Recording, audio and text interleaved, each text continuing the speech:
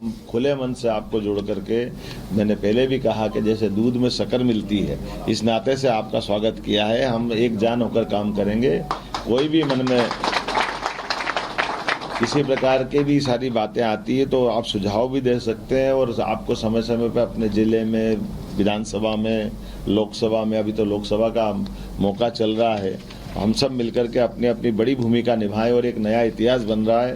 पहले चरण के कल के जो रिजल्ट आ रहा है, हमको जो जानकारी है, रिजल्ट तो 4 तारीख को आएंगे, लेकिन सच्चे अर्थों में जो बूथ पे काम करता है कार्यकर्ता हमारा, और हम सब जानते हैं कि जैसे वोट पड़ते हैं वैसे वैसे भाव बता देते हैं मतदाताओं के वो किधर जा रहे हैं। तो रुझान चारों तरफ से अनुकूल आ रहे हैं। हर हालत में प्रचंड बहुमत के साथ भाजपा की सरकार बनने जा रही है। फिर एक बार मोदी सरकार बनने जा रही है। हमारे प्रदेश की 29 सीट हम जीतने की तरफ बढ़ रहे हैं। छिंदवाड़ा सहित आपने देखा होगा कि हमने सबने देखा है, पहली बार बड़े महाराज अपने घर से निकलते नहीं थे, वो अपने मतदाताओं के बीच हाथ जोड़ करके वोट मांगने निकले।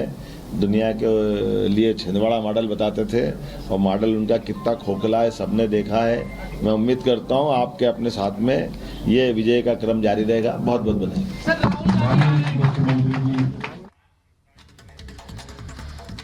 तो भोपाल से आप सुन रहे थे, बीजेपी की तरफ से प्रेस कॉन्फ्रेंस की गई है। फिलहाल अब बात करते हैं पंजाब की, जहां जेलों में कैदियों के बीच झड़प आम बात है, लेकिन पंजाब के संगरूर में कैदियों की आपसी झड़प जानलेवा साबित हुई। 1 मिनट में पूरी रिपोर्ट आपको दिखाते हैं। क्या कुछ कहा है, अब आगे बढ़ेंगे। एक और बड़ी खबर अपने दर्शकों को बताएंगे। दरअसल ज्योतिरादित्य सिंधिया ने दिग्विजय सिंह पर बड़ा हमला बोला है, बिना नाम लिए। दरअसल ज्योतिरादित्य सिंधिया ने दिग्विजय सिंह पर निशाना साधा है। कहा है सेना लेकर राजगढ़ आ रहा हूं, यह बात दिग्विजय सिंह को लेकर कही है और कहा है राघोगढ़ की किले की तरफ वो आ रहे हैं। बिना नाम लिए दिग्विजय सिंह पर उन्होंने ये हमला बोला है। क्या कहा है सुनवाते हैं। आप आमंत्रित हो क्या? आप आमंत्रित हो क्या? पूरी सेना लेके आओगे? एक एक सेना को लेके आओगे? उपस्थित रहोगे? लड़ाई लड़ने के लिए तैयार करोगे? कल से हमारी ब्यूगल बजेगी। कहाँ बजेगी? किले पर। कौन से किले पर? कौन से किले पर? जोर से बोलो, कौन से किले पर? हाँ, सरसेनापति तैयार हो जाओ। ये हुई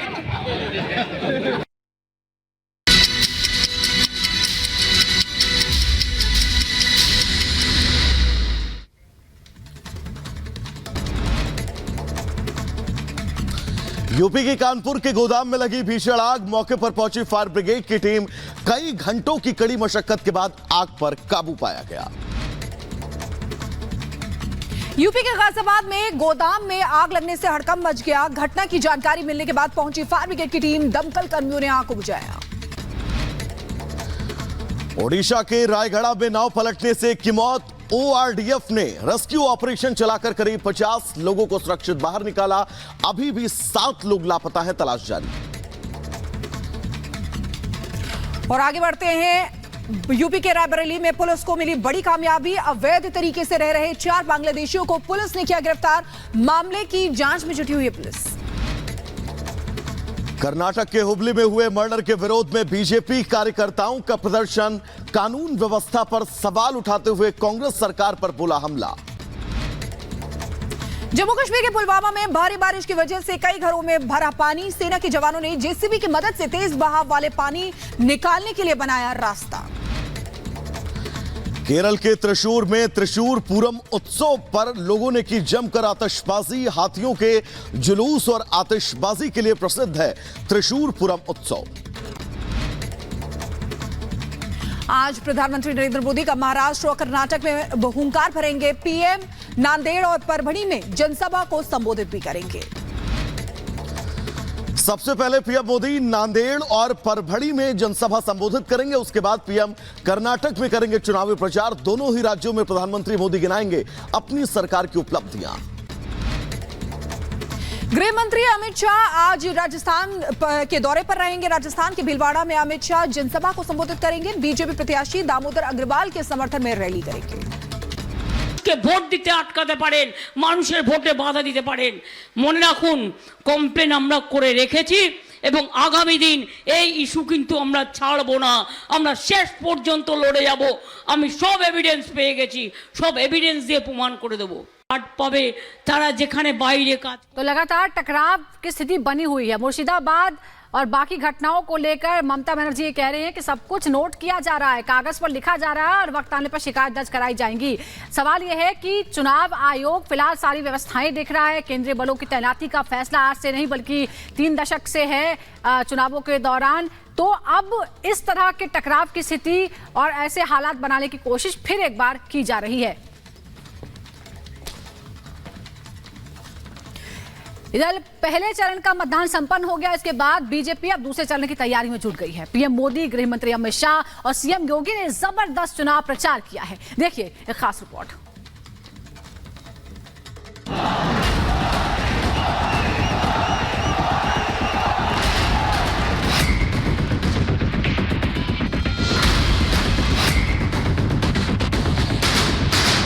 हमारा एक पड़ोसी जो आतंक का सप्लायर था, वो अब आटे की सप्लाई के लिए तरस रहा है। सपा, बसपा, कांग्रेस, इन्होंने पश्चिमी उत्तर प्रदेश में सुरक्षा के लिए खतरा पैदा कर दिया था। लोकसभा चुनाव के पहले चरण का मतदान निपट चुका है। अब 26 अप्रैल को दूसरे चरण के लिए वोटिंग होगी। दूसरे चरण में 13 राज्यों की 89 सीटों पर वोट डाले जाएंगे, जिनमें असम, बिहार, छत्तीसगढ़, कर्नाटक, मध्य प्रदेश, महाराष्ट्र, मणिपुर, राजस्थान, त्रिपुरा, उत्तर प्रदेश, पश्चिम बंगाल और जम्मू कश्मीर की कुल 89 सीटें हैं। इनमें कुल 1210 उम्मीदवार चुनावी मैदान में होंगे और इसलिए दूसरे चरण के चुनाव के मद्देनजर ही प्रधानमंत्री मोदी और यूपी के मुख्यमंत्री योगी 400 पार की हुंकार के साथ धुआंधार प्रचार में जुटे हैं। 2024 में मोदी आपके पास गारंटी लेकर के आया है, गारंटी लेकर के आया है। एक तरफ प्रधानमंत्री मोदी दूसरे चरण में 13 राज्यों में बीजेपी की प्रचंड विजय के लिए महाघोष कर रहे हैं। सपा, बसपा, कांग्रेस, इन्होंने पश्चिमी उत्तर प्रदेश में सुरक्षा के लिए खतरा पैदा कर दिया था। वहीं उत्तर प्रदेश में दूसरे चरण की वोटिंग से पहले 8 सीटों पर योगी जमकर पसीना बहा रहे हैं, ताकि 80 में से 80 सीट हासिल कर प्रधानमंत्री मोदी की 400 पार की गारंटी को पूरा कर सके। शुक्रवार को प्रधानमंत्री मोदी मध्य प्रदेश के दमोह में दहाड़े तो सबसे पहले बिना नाम लिए पाकिस्तान पर निशाना साध दिया। पाकिस्तान को आड़े हाथ लेते हुए प्रधानमंत्री बोले कि आज आटे के लिए तरस रहा है आतंक की सप्लाई करने वाला देश। कई देश दिवालिया हो रहे हैं। हमारा एक पड़ोसी जो आतंक का सप्लायर था, वो अब आटे की सप्लाई के लिए तरस रहा है। आज दुनिया में हिंदुस्तान का डंका बज रहा है, आपको गर्व हो रहा है। आप अमेरिका में भी भारत की वाहवाही हो रही है, आपको गर्व हो रहा है। ये मोदी ने नहीं किया, ये जो हुआ है ना, वो आपकी एक वोट की ताकत के कारण हुआ है। ये आपने किया है, आपके एक वोट ने करके दिखाया। मोदी यही नहीं रुके। मोदी जनता से बोले कि अपने वोट की कीमत समझिए, सही वोट से ही भारत का डंका बजा है। इसके साथ ही कांग्रेस पर भी मोदी ने करारा हमला बोला। मोदी ने कहा कि कांग्रेस ने देश को कमजोर करने का काम किया है। इंडी गठबंधन की सच्चाई बताना चाहता हूं। दशकों तक कांग्रेस ने भारत के डिफेंस सेक्टर को कमजोर बनाए रखा। ये लोग सेनाओं के लिए हथियार खरीदने में भी अपना स्वार्थ देखते थे। पूरे देश ने देखा है कि कैसे इन लोगों ने पूरी ताकत लगा दी कि हमारी वायुसेना सशक्त न हो, देश में रफाल लड़ाकू विमान न आए। ये भाजपा सरकार है जो हमारी सेनाओं को आत्मनिर्भर बना रही है।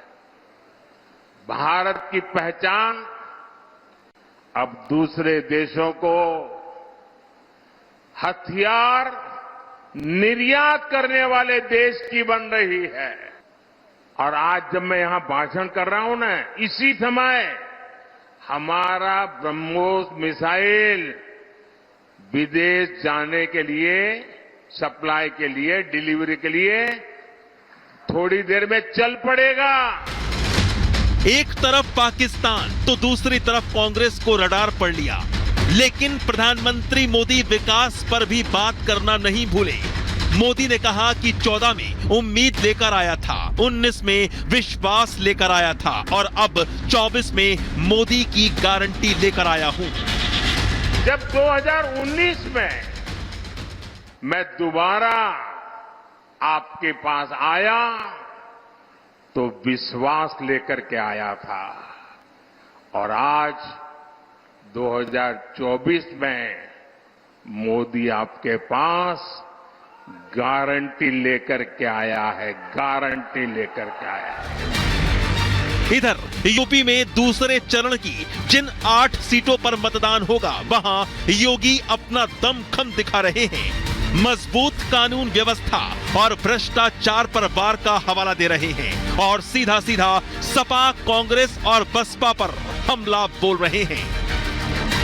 सपा, बसपा, कांग्रेस, इन्होंने पश्चिमी उत्तर प्रदेश में सुरक्षा के लिए खतरा पैदा कर दिया था।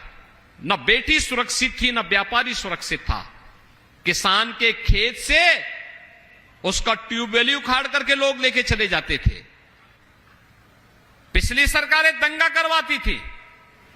आज आप देखते होंगे दंगा नहीं है, कर्फ्यू नहीं है। बेटी और व्यापारी की सुरक्षा पे अगर किसी ने सेंध लगाई, किसी ने खिलवाड़ किया, तो अयोध्या में तो रामलला विराजमान हैं, लेकिन उस माफिया और उस अपराधी का राम नाम सत्य है, तय है। इस बात को देख लेना।